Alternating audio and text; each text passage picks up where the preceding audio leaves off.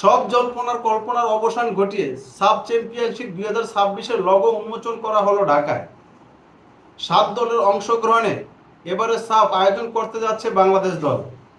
এর আগে 2003 সাল এবং 2009 সালে আয়োজন করেছিল। 2003 সালে বাংলাদেশ চ্যাম্পিয়ন হয়েছিল। বর্তমান চ্যাম্পিয়ন ভারত 2023 সালে কুয়েতকে হারিয়ে চ্যাম্পিয়ন হয়েছিলেন। সাফে সবচেয়ে বেশি 9 বার চ্যাম্পিয়ন হওয়ার রেকর্ড রয়েছে ভারতের। বাংলাদেশ কি পারবে সাফ 2026 চ্যাম্পিয়নশিপে চ্যাম্পিয়ন হতে? অবশ্যই আমি মনে করতেছি বাংলাদেশ দল শুধু এই সাফ না, এশিয়া লেভেলে খেলার যোগ্যতা রয়েছে। কারণ এই দলের মধ্যে রয়েছে হামজা শমীর, জায়ান ফারহান ওয়াহেদ, ট্রাভর ইসলাম, জামাল এবং রাকিব, তপু বর্মন, শেখ মুরসালিনের মতো খেলোয়াড়রা। শুধু শুধু সাফ নয়, দক্ষিণ এশিয়া রাজ করবে না, বাংলাদেশ রাজ করবে এশিয়া থেকে বিশ্বমঞ্চে, এমনটা আমি মনে করতেছি।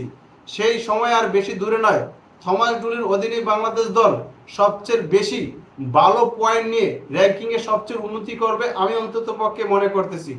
এই সাব চ্যাম্পিয়নশিপে বাংলাদেশ যদি চ্যাম্পিয়ন হয় তাহলে অন্তত পক্ষে বাংলাদেশের ফিফা র্যাঙ্কিংয়ে 150 থেকে 60-এর মধ্যে চলে আসবে, এমনটা অন্তত পক্ষে পরিসংখ্যান সেটাই বলতেছে।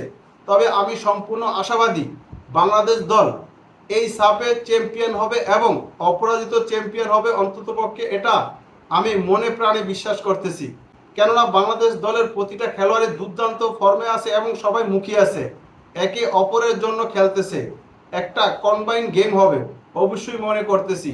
এবং থমাস ডুলি যেই কথাটা বলেছে, আমরা শুধু ফুটবলের পিছনে দৌড়াতে চাই না, আমরা খেলতে চাই স্পেনের মতো পাসিং ফুটবল, আর্জেন্টিনার মতো একে অপরের জন্য লড়তে চাই এবং ফ্রান্সের মতো যে কোনো দলের প্রতিপক্ষের এগেনস্টে আমরা কাউন্টার অ্যাটাকে গোল করতে চাই।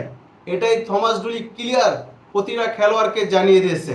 সাব চ্যাম্পিয়নশিপ 2026-এ যে 7 দল অংশগ্রহণ করবে, বাংলাদেশ, ভারত, শ্রীলঙ্কা, নেপাল, মায়ানমার, ভুটান এবং পাকিস্তান, এই 7 দলের অংশগ্রহণে এই সাপ হবে সবচেয়ে স্মরণীয় একটা সাপ। তবে এই সাপের মধ্যে বিয়ার থাকার সম্ভাবনা সবচেয়ে বেশি রয়েছে, কেননা এই সাপ হচ্ছে দক্ষিণ এশিয়ার বিশ্বকাপ।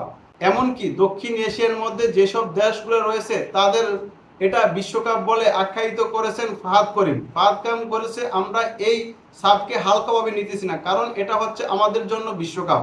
এমনটা অন্ততপক্ষে আমিও মনে করতেছি যে এই সাপ বাংলাদেশের বিশ্বকাপ। বাংলাদেশ দল এই সাপ দিয়ে জানান দেবে যে বাংলাদেশের ফুটবল রাজ করতে আসতেছে। সাপের পরই বাংলাদেশ দল এশিয়া মঞ্চে পা রাখবে, এমনটা অন্তত পক্ষে আমি মনে প্রাণে ধারণ করতেছি এবং জোর গলায় বলতেছি। কারণ বাংলাদেশে যে ধরনের খেলোয়াড় আসতেছে একের পর এক, বাংলাদেশ শুধু দক্ষিণ এশিয়া বা এশিয়ার মধ্যে থাকবে না, বিশ্ব মঞ্চে এবং কি 2030 বিশ্বকাপ খেলার সম্ভাবনা দেখতেছি অন্তত পক্ষে আমি। আপনি কি এমনটা মনে করতেছেন কিনা অবশ্যই জানাবেন। কারণ বাংলাদেশের প্রতিটা খেলোয়াড়ের কিন্তু এখন স্পিরিট রয়েছে এবং তারা সবার ক্ষুধা রয়েছে ম্যাচ উইন করার জন্য। তারা চাইতেছে প্রতিটা ম্যাচ উইন করার জন্য। বাংলাদেশ দলের প্রতিটা খেলোয়াড় চাইতেছে বিশ্বের বড় বড় দলের সাথে খেলতে। এটাই বোঝা যাচ্ছে যে বাংলাদেশ দল এখন আর পিছিয়ে নেই, বাংলাদেশ ফুটবল দল এগিয়ে যেতে চায়, তারা বিশ্বমঞ্চে রাজ করতে চায়।